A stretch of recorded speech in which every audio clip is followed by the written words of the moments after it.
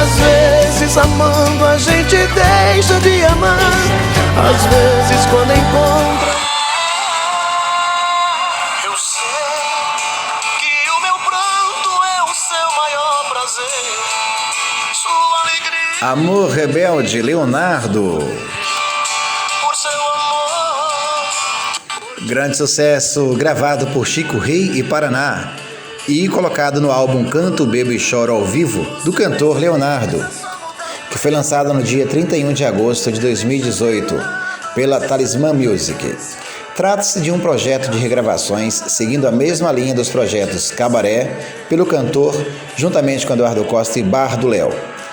Gravado no dia 11 de abril de 2018 no Villa Country, em São Paulo, o projeto trouxe regravações de grandes sucessos, como Devolvo a Passagem, sucesso de Zé do Rancho e Zé do Pinho, regravado por Leandro e Leonardo em 96, Ponto Negro, de Chitãozinho e Chororó, Pare Com Isso, de João Mineiro e Marciano, entre outros. O repertório vai desde Tião Carreiro e Pardinho a canções também de Eduardo Costa.